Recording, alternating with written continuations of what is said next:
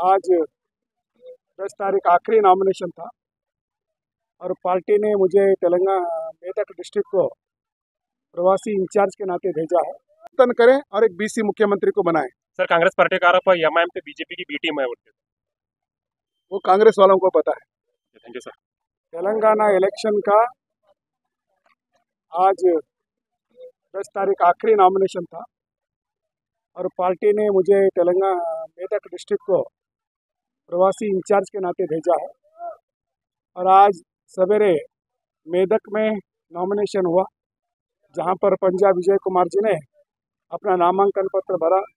वहां के जिला अध्यक्ष गौतम श्रीनिवासी भी थे और नरसापुर में एक ओबीसी तबके से आए हुए एक सामान्य कार्यकर्ता को मुरली यादव जी को बीजेपी ने टिकट दिया है, जिनका आज अभूतपूर्व जुलूस आज हुआ। और हमारे बीजेपी के वरिष्ठ नेता इटाला राजेंद्र जी, जो तेलंगाना के बीसी के बड़े नेता माने जाते हैं, वो आकर के आज जुलूस में भी भाग लिया और नामांकन पत्र में भी भाग लिया। मुझे विश्वास है कि हमारी कर्नाटक की पार्टी ने मुझे यहाँ पर भेजा है संगठन को जोड़ने के लिए, लोगों को जोड़ने के लिए, कार्यकर्ताओं को जोड़ने के लिए। मुझे विश्वास है आज जिस प्रकार से हमारे नॉमिनेशन हुए हैं, उस प्रकार से मेदक और नरसापुर मेरे इंचार्ज के दोनों क्षेत्र हम जीतेंगे, ये पूरा मुझे विश्वास है। सर, जो इलेक्शन में पब्लिक को लालच देके जो गारंटी जो बोल रहे सर, जो पार्टियां खाली गारंटी दे रहे सर, वारंटी तो कोई भी नहीं दे रहा। देखिए, यहाँ पर 4 पार्टियां हैं और एक तो है एमआईएम, जो केवल हैदराबाद में सीमित है, जिसको तेलंगाना की जनता ने नकार दिया है। और दूसरा है कांग्रेस, जिसने लंबे समय तक शासन किया है लेकिन तेलंगाना के विकास के लिए कुछ भी नहीं किया और तेलंगाना के आंदोलन को दबाने का काम किया है। 1960 से लेके 1969 तक कांग्रेस ने तेलंगाना के मूवमेंट को, यहाँ के युवा कार्यकर्ताओं को दबाने के माध्यम से, उनके ऊपर गोलियां चलाने के माध्यम से उस आंदोलन को दबाने का काम किया है और तेलंगाना की जनता इसको भूली नहीं है। और तीसरी पार्टी है बीआरएस, जो झूठ बोलती है और भ्रष्टाचार में लिप्त है, परिवार की पार्टी है। इन सारे पार्टियों को तेलंगाना की जनता ने आजमाया है और भारतीय जनता पार्टी एक विकल्प है गरीबों के विकास के लिए। सबका साथ, सबका विकास, सबका विश्वास, सबका प्रयास के माध्यम से गरीब से गरीब को न्याय देने का काम आज भारतीय जनता पार्टी कर रही है। और माननीय प्रधानमंत्री जी ने, माननीय अमित शाह जी ने तेलंगाना के अंदर, क्योंकि आज तक कम से कम 68% बीसी रहने के बाद भी आज तक किसी पार्टी ने एक बीसी मुख्यमंत्री को बैकवर्ड मुख्यमंत्री ऐसा बनाया नहीं है, लेकिन भारतीय जनता पार्टी ने निश्चय किया है कि तेलंगाना की जनता आशीर्वाद करेगी तो आने वाले चुनाव के, आने वाले सरकार में बीसी मुख्यमंत्री हम बनाएंगे। इस प्रकार से वादा माननीय प्रधानमंत्री जी ने किया है, माननीय अमित शाह जी ने किया है और तेलंगाना की जनता भी निश्चय कर रही है कि परिवर्तन करें और एक बीसी मुख्यमंत्री को बनाएं। सर, कांग्रेस पार्टी का आरोप है एमआईएम पे बीजेपी की बी टीम है। वो कांग्रेस वालों को पता है। Thank you sir. గారిని గెలిపిస్తే భారతీయ జనతా పార్టీ కేంద్రంలో బీజేపీ, రాష్ట్రంలో బీజేపీ ఉంటుంది. ఖచ్చితంగా ఖచ్చితంగా నరసాపూర్ నియోజకవర్గంలో ఖచ్చితంగా పారిశ్రామిక అభివృద్ధి చెందుతుంది. మరియు అట్లాగే ఈ యొక్క 25 సంవత్సరాల పాలనలో ఒక ఇండోర్ స్టేడియం కూడా లేదు, ఒక పిల్లలు ఆడుకోవడానికి స్టేడియం లేదు, ఎన్నో లేదు. అట్లాగే మనం 30 తారీఖు కమలం పువ్వు పైన ఓటేసి అత్యధిక మెజార్టీతో గెలిపేదాన్ని హృదయపూర్వకంగా ప్రార్థన చేస్తా ఉన్నా. భారతీయ జనతా పార్టీకి జిందాబాద్. భారత్ మాతాకి, భారత్ మాతాకి. నరేంద్ర మోడీ గారి నాయకత్వం, నరేంద్ర మోడీ గారి నాయకత్వం, అమిత్ షా గారి నాయకత్వం, యోగి ఆదిత్యనాథ్ గారి నాయకత్వం. ఈరోజు నర్సాపూర్ ప్రజలకు శుభదినం.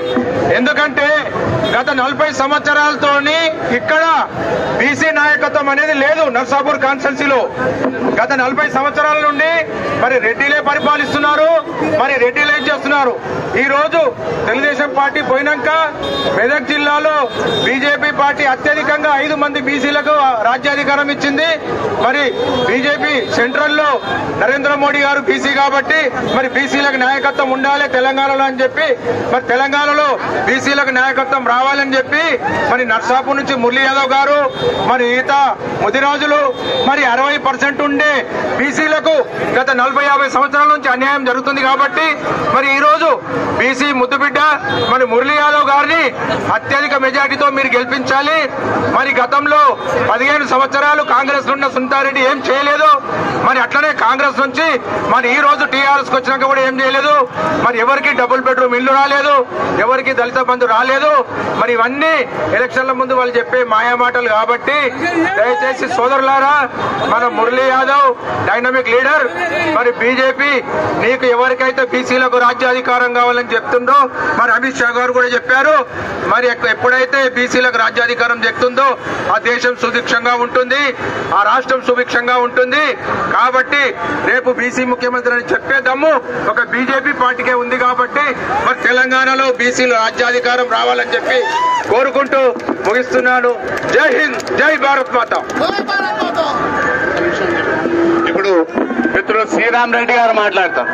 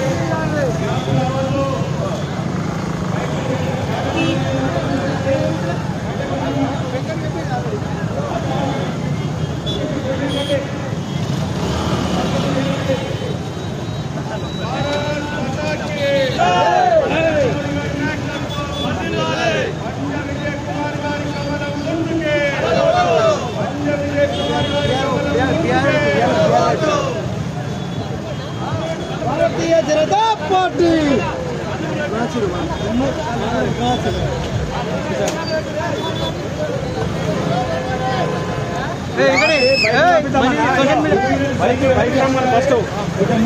బైక్